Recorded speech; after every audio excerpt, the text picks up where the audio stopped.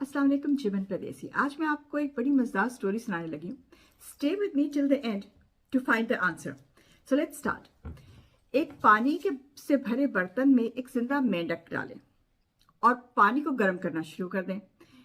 जैसे ही पानी का दर्जा हरारत बढ़ना शुरू हो जाएगा, मेंढक भी अपनी बॉडी का दर्जा हरारत बढ़ाना शुरू करता है। ये एक साइंटिफिकली प्रूव्ड फैक्ट है और उसमें एडजस्ट करेगा और तब तक करता रहेगा जब तक पानी का दर्जा हरारत बॉइलिंग पॉइंट तक नहीं आ जाता। जैसे ही पानी का टेम्परेचर बॉइलिंग पॉइंट पर पहुंचेगा तो जो मेंढक है वो अपनी बॉडी का टेम्परेचर पानी के टेम्परेचर के मुताबिक एडजस्ट नहीं कर पाएगा, लेकिन ऐसा कोशिश करेगा कि वो बर्तन से बाहर निकल जाए, लेकिन वो ऐसा कर नहीं पाएगा क्योंकि तब तक मेंढक जो है वो अपनी सारी एनर्जी, तवानाई जो है वो खुद को माहौल के मुताबिक ढालने में सर्व कर चुका है।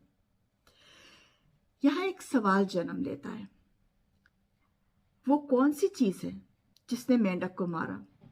सोचिए। अब मैं जानती हूं कि आप अक्सर लोग ये कहेंगे कि मेंढक को मारने वाली वो चीज थी कि वो इंसान था जिसने मेंढक को पानी में डाला, या फिर कुछ लोग जो है वो ये भी कह सकते हैं कि मेंढक जो है वो उबलते पानी की वजह से मर गया। सच क्या है?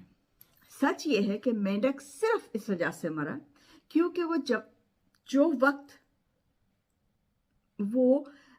जब तक वो फैसला नहीं कर सका खुद को माहौल में ढालने का, तब तक अगर वो डिसीजन पहले ले जाता और उस पानी से पहले छलांग लगा देता, बजाय इसके कि वो अपना जो बॉडी का टेम्परेचर है, now this is the conclusion, body का टेम्परेचर जो है वो पानी के साथ एडजस्ट करने के बजाय अगर मेंढक उस वक्त पानी से निकल जाता तो उसकी जान बच सकती थी। तो इस सारे किस्से की जो क्या कहते हैं पॉइंटर क्या है, वो ये है कि सही वक्त पे डिसीजन लेना। सही वक्त पे डिसीजन लेना जो है वो एक बहुत बड़ी ताकत है और एक बहुत बड़ा हुनर है, क्योंकि आप सिचुएशन को भांप के उसके मुताबिक, सिचुएशन के मुताबिक डिसीजन लेके अगर आप काउंटर रिएक्शन दे देंगे तो हो सकता है आपकी जिंदगी बहुत और तरह से चले जैसे कि चली है। और ये हुनर बहुत सारे लोगों में नहीं होता, इसमें कोई शर्म की बात भी नहीं है, बिकॉज हम सारे तो साइकोलॉजिस्ट, साइकेट्रिस्ट नहीं हो सकते।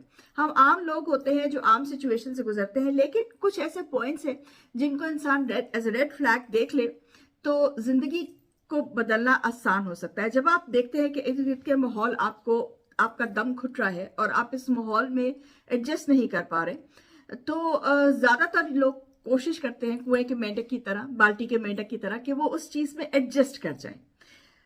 ये एक पॉजिटिव चीज भी है इंसानों के लिए और ये एक नेगेटिव चीज भी है। पॉजिटिव चीज ये है कि इससे आपके रिश्ते बने रहते हैं।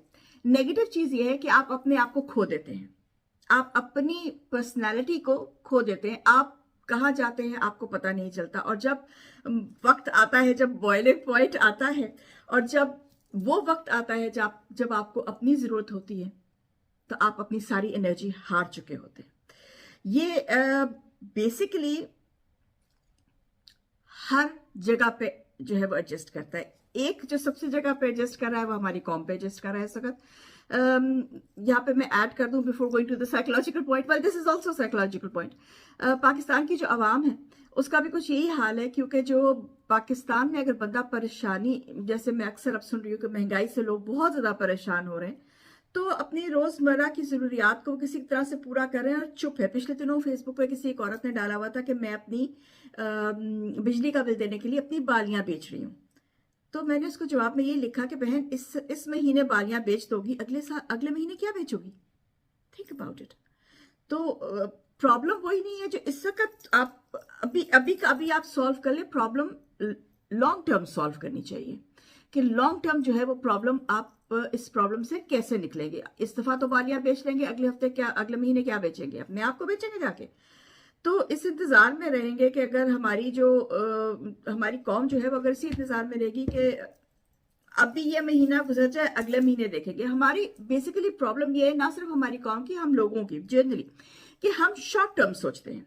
ये मेन चीज है, हम शॉर्ट टर्म सोचते हैं। अभी इस वक्त ये जो करंट प्रॉब्लम है ये गुजर जाए, बाकी का देखा जाएगा।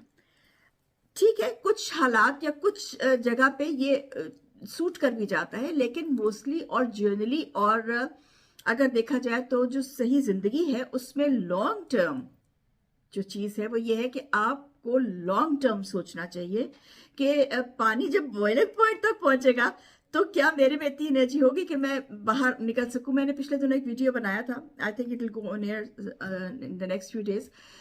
पाकिस्तान में एक इदारा है जहाँ पे माँ बाप जो बूढ़े हैं जिनको लोग सड़कों पे फेंक जाते हैं उनकी औलाद, वो उनको लेके आते हैं और उनको घर देते हैं।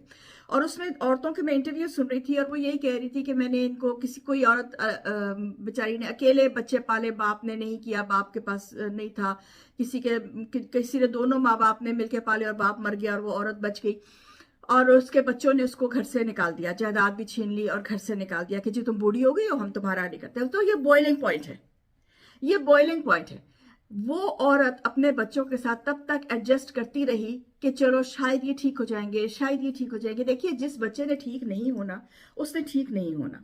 आप कह सकते हैं कि तरबियत खराब थी, पर I don't believe in that. तरबियत आप एक हद तक कर सकते हैं। देखिए, तरबियत आप एक हद तक एक इंसान की कर सकते हैं, लेकिन जो दूसरी हद है उसको आप निग्लेक्ट करते हैं, जो कि नहीं करनी चाहिए, जो कि आपकी इनबॉर्न जीन्स हैं। बहुत सारे लोग ऐसे हैं जिनकी जीन्स में मेरे पास बहुत सारे ऐसे केसेस आते हैं कि फादर एग्रेसिव था और फादर ड्रंकर्ड था, अल्कोहलिक था, या एग्रेसिव था, या उसकी फैमिली में कुछ था, या फिजिकल कुछ इस तरह था। तो बच्चे जो है वो माँ कहती है जी मैंने इस पे इतनी मेहनत की लेकिन ये फिर भी एग्रेसिव है और ये फिर भी इस तरह की बातें, और या सैडिस्टिक है या नार्सिसिस्टिक है नेचर में। तो ये नेचर एक इंसान की कुछ इनबॉर्न होती है, कुछ अपने माँ बाप से जन्म मिली होती है, तो उसको आप नजरअंदाज नहीं कर सकते। बॉइलिंग पॉइंट तक पहुंचने से पहले अपनी एनर्जीज को इतना जाया मत कीजिए कि एक बूढ़ा इंसान, जैसे कि वो औरत बता रही थी, मेरा दिल हिल गया, मैंने उस वीडियो में इसको डिटेल से किया हुआ, आप जरूर देखिएगा, कि मैं 2 साल सड़कों पे रही हूँ। और एक औरत कह रही थी कि मुझे मेरी नेबर ने मतलब अपने घर में रख लिया और मैं उसके घर में रही और मेरा बेटा बहू देखते रहे कि मैं उसके घर में भूखी।